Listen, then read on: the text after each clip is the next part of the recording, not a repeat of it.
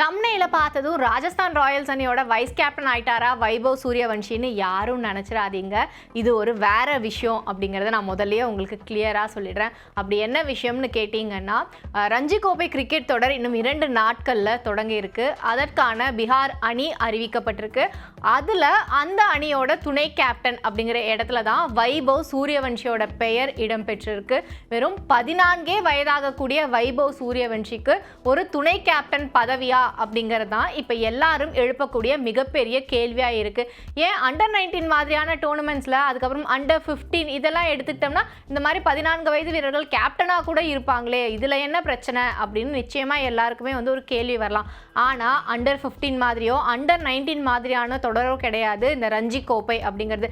இந்தியாவோட நீண்ட நெடுங்காலமாக ஒரு பாரம்பரியம் மிக்க கிரிக்கெட் தொடராக பார்க்கப்படுது ரஞ்சி கோப்பை. ஒரு காலத்தில் ரஞ்சி கோப்பையில் நீங்கள் நல்லா பெர்ஃபார்ம் பண்ணாதான் இந்திய அணிக்குள்ளேயே என்ட்ரி கொடுக்க முடியும் அப்படிங்கிற சூழல் இருந்தது. அது இப்பவும் இருக்கு டெஸ்ட் கிரிக்கெட் அப்படின்னு வரும்போது.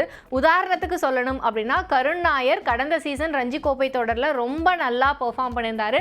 அவர் சார்ந்த விதர்பா அணி தான் அந்த முறை சாம்பியன் பட்டமும் ஜெயிச்சிருந்தாங்க. அதனால தான் அவருக்கு இங்கிலாந்துக்கு எதிரான இந்திய அணியில் விளையாடுறதுக்கான வாய்ப்பு அப்படிங்கிறது கிடைச்சது. அதற்கு முன்னாடியே அவர் இந்திய அணிக்காக டெபியூ ஆயிருந்தாலும் ஒரு லாங் கேப்புக்கு அப்புறமா அவர் மறுபடியும் இந்தியன் கிரிக்கெட் டீமுக்குள்ள என்ட்ரி கொடுக்கறதுக்கு காரணமாக இருந்தது ரஞ்சி கோப்பை தொடர். ஸோ அந்த அளவுக்கு அதிமுக்கியமான தொடரில் ஒரு அணியோட துணை கேப்டனா, அதுவும் வெறும் 14 வயது ஆயிருக்கிற ஒரு பையனா அப்படிங்கிறது தான் இங்கே மிகப்பெரிய கேள்வியாக பார்க்கப்படுது. அப்போ பீகார் கிரிக்கெட் அணியில் திறமையான வீரர்கள், மூத்த வீரர்கள்னு இன்னும் யாருமே இல்லையா? வைபவ் சூரியவன்ஷிக்கு ஏன் இந்த பொறுப்பு? இப்போ தான் அவர் சர்வதேச அளவில் ஷைன் ஆக ஆரம்பிச்சிருக்காரு. அதுக்குள்ள அவர் மேலே இப்படிப்பட்ட ஒரு அழுத்தத்தை திணிக்கணுமா அப்படின்னு நிறைய கேள்விகள் எழுப்பப்படுது. இதற்கு பின்னணி காரணம் என்ன அப்படின்னு பார்த்தோம்னா, மிக முக்கியமான ஒன்று பீகார் அணியோட கடந்த கால ரஞ்சி கோப்பை பெர்ஃபார்மன்ஸ் அப்படின்னு சொல்லப்படுது. உதாரணத்துக்கு கடந்த சீசன் ரஞ்சி கோப்பை தொடரை எடுத்துக்கிட்டோம் அப்படின்னா, மொத்தமாக விளையாடின 7 போட்டியில் 1ல் கூட அவங்க ஜெயிக்கலை. அப்படின்னா எல்லாத்துலேயும் தோத்துட்டாங்களான்னு கேட்டால் அதுவும் இல்லை. 6 போட்டிகளில் அந்த அணி தோல்வியை தழுவியிருந்தாங்க. ஒரு போட்டி ட்ரா ஆயிருந்தது. இதுதான் ரஞ்சி கோப்பையில் பீகார் அணியோட பெர்ஃபார்மன்ஸாக இருந்தது. அந்த சீசன்லையும் வைபவ் சூரியவன்ஷி விளையாடி இருந்தார். ஆனால் அவரும் பெரிய அளவில் ரன்னெல்லாம் அடித்தார் அப்படின்னு சொல்ல முடியாது.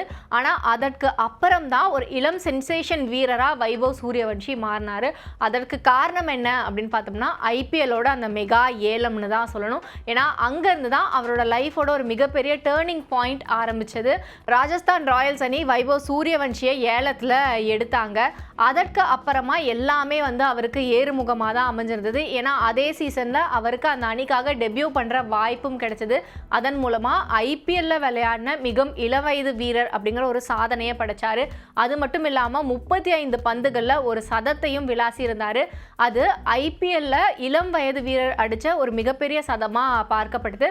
அது மட்டும் இல்லாமல் செகண்ட் ஃபாஸ்டஸ்ட் செஞ்சுரியாகவும் அது அமைஞ்சிருந்தது. இதோட கிறிஸ் கெயிலோட சாதனையை ஒரு சில பந்துகள் வித்தியாசத்தில் தான் அவர் கோட்டை விட்டிருந்தார். இருந்தாலும் அந்த ஆண்டுக்கான ஒரு சிறந்த வீரருக்கான விருது வைபவ் சூரியவன்ஷிக்கு வழங்கப்பட்டது. அதற்கு அப்புறமா பார்த்தோம் அப்படின்னா, இந்தியாவோட அண்டர் 19 டீமில் இவர் இடம் பிடிச்சிருந்தார். ஏற்கனவே இருந்தாலும் இந்த முறை அவருக்கான மதிப்பு அப்படிங்கிறது ஒரு எக்ஸ்ட்ரா எட்ஜ் இருந்தது அப்படின்னு தான் சொல்லணும். ஏன்னா வைபவ் சூரியவன்ஷி இருக்காருப்பா அப்படின்னே அண்டர் 19 டீம் விளையாடுற போட்டிகள் எல்லாத்தையுமே எல்லாருமே இப்போ பார்க்க ஆரம்பிச்சிருக்காங்க.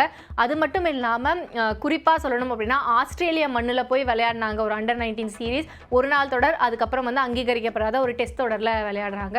அது 2லையுமே சதம் அடிக்கிறாரு, இளம் வயதில் சதம் அடித்த வீரர் அப்படின்னு நிறைய சாதனைகளுக்கு தொடர்ச்சியாக சொந்தக்காரர் ஆகிட்டே வராரு வைபவ் சூரியவன்ஷி. இதோட அடுத்த கட்ட நீட்சியாக தான் இந்த பீகார் அணிக்காக அவருக்கு கொடுக்கப்பட்டிருக்கிற துணை கேப்டன் பதவி அப்படின்னு பார்க்கப்படுது. ஆனால் இது ஒரு மிகப்பெரிய லாபி அப்படின்னு ஒரு பக்கம் சொல்லப்படுது. ஏன்னா பீகார் கிரிக்கெட் வாரியம் தங்கள் மேலே இருக்கிற நிறைய குற்றச்சாட்டுகளை மறைக்கிறதுக்காக வைபவ் சூரியவன்ஷியை ஒரு கருவியாக பயன்படுத்திக்கிறாங்க அப்படின்னு சொல்கிறாங்க. இதில் மிக முக்கியமான குற்றச்சாட்டு என்ன அப்படின்னு பார்த்தோம்னா, இப்போ இந்த ரஞ்சி கோப்பை தொடர் இருக்குல்ல, இது தொடங்கிறதுக்கு இன்னும் 2 நாட்கள் தான் இருக்குது. அதாவது கடைசி 48 மணி நேரம் இருக்கும்போது தான் அதில் யாரெல்லாம் விளையாட போகிறாங்க அப்படிங்கிற 15 பேர் கொண்ட பட்டியலை இவங்க வெளியிடுறாங்க. அதற்கு காரணம் என்னென்னா, பீகாரோட கிரிக்கெட் வாரியத்தில் இது வரைக்கும் அந்த தேர்வுக்குழு உறுப்பினர்கள் அப்படின்னே யாரையும் நியமிக்கப்படாமல் விடாமல் இருந்தாங்க. அதை தேர்வு செய்யறதுலேயே ஒரு மிகப்பெரிய பிரச்சனை இருக்குது அப்படின்லாம் சொல்லிட்டு இருந்தாங்க. இதெல்லாம் பிசிசிஐ தலையிட்டு அதெல்லாம் ஒரு வழியாக வந்து ஒரு சுமூக தீர்வை எட்டினதுக்கு அப்புறம் தான் இப்போ வந்து இந்த அணி அப்படிங்கிறது அறிவிக்கப்பட்டிருக்கு. இன்னொரு காரணம் என்ன அப்படின்னு பார்த்தோம்னா, அந்த பீகார் கிரிக்கெட் சங்கம் செயல்படுற விதமே வந்து ரொம்பவுமே சர்ச்சைக்குரிய ஒன்றா தான் இருக்குது. ஏன்னா நிறைய பேருக்கு வந்து இது வரைக்கும் ஊதியம் வழங்கப்படாமல் இருக்குது, நிறைய பேருக்கு ஊதிய நிலுவைத் தொகை இருக்குது, அதுக்கப்புறமா அவங்களோட செயல்படும் முறை, அதாவது வீரர்களுக்கான சேலரி கொடுக்கறதாகட்டும், இந்த மாதிரி நிறைய விஷயங்கள் வந்து தொடர்ச்சியாக டிலே பண்ணிக்கிட்டே இருக்காங்க அப்படிங்கிற மாதிரியெல்லாம் வந்துட்டு நிறைய முறைகேடுகள் அவங்க மேலே வந்து புகார்கள் இருந்தது. ஸோ இதெல்லாம் சரி பண்ணுறதுக்கு வைபவ் சூரியவன்ஷி மாதிரியான ஒரு ஸ்டார் பிளேயரை முன்னாடி கொண்டு வந்து நிறுத்தும் போது ஒன்று அவரை நம்பி வந்துட்டு போட்டி பார்க்கறதுக்கு நிறைய பேர் வருவாங்க, அவருக்காக ஸ்பான்சர் பண்ணுறதுக்கும் நிறைய பேர் வருவாங்க. இதன் மூலமாக தங்கள் மேலே இருக்கிற களங்கத்தை ஓரளவுக்கு துடைக்க முடியும் அப்படிங்கிறது வந்து பீகார் கிரிக்கெட் வாரியத்தோட எண்ணமாக இருக்கிறதா தகவல்கள் வெளியாகியிருக்கு.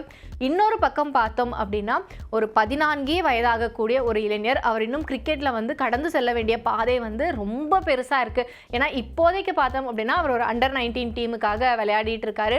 ஆனால் வந்து சீனியர் டீமுக்காக இவர் விளையாடுறதுக்கு இன்னும் சில ஆண்டுகள் ஆகும் அப்படின்னு எதிர்பார்க்கப்படுது.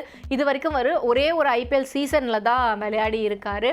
ஸோ இப்போவே வந்துட்டு இவர் மேலே இவ்வளோ ப்ரெஷரை கொடுக்கணுமா, இப்போவே இவருக்கு வந்து ஒரு துணை கேப்டன் அப்படிங்கிற பொறுப்பெல்லாம் கொடுத்து அவரை வந்து மிகுந்த அழுத்தத்துக்கு உள்ளாக்கணுமா அப்படிங்கிற கேள்வியும் முன்வைக்கப்படுது. ஆனால் இதில் இன்னொரு விஷயம் என்ன அப்படின்னு பார்த்தோம்னா, தொடர்ச்சியாக ரஞ்சி கோப்பை முழுவதும் இவர் வந்து இந்த சீசனில் விளையாடுவாரா அப்படின்னா அதுக்கு வாய்ப்பில்லை அப்படின்னு தான் சொல்லப்படுது. ஏன்னா அடுத்த ஆண்டு வந்து அண்டர் 19 உலக கோப்பை நடக்க போகுது. அதற்கான இந்திய அணியில் நிச்சயமாக இவர் வந்து இடம் பிடிப்பார்.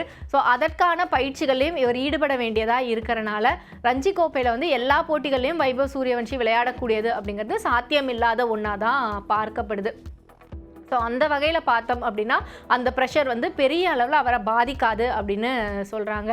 எது எப்படி இருந்தாலும் இப்போதைக்கு ஒரு 14 வயது இளைஞருக்கு இவ்வளவு பெரிய பொறுப்பை பீகார் கிரிக்கெட் வாரியம் எதற்காக கொடுத்தாங்க? அதுவும் எவ்வளவோ ஜாம்பவான் வீரர்கள்லாம் இருந்திருக்காங்க ரஞ்சி கோப்பையில் இருந்து இந்திய அணிக்கு வந்தவங்க. ஸோ அவங்களெல்லாம் மனசில் வச்சாது வந்து இப்படி ஒரு முடிவை எடுக்காமல் தவிர்த்திருக்கலாமே அப்படிங்கிறது தான் பலரோட எண்ண ஓட்டமாக இருக்குது.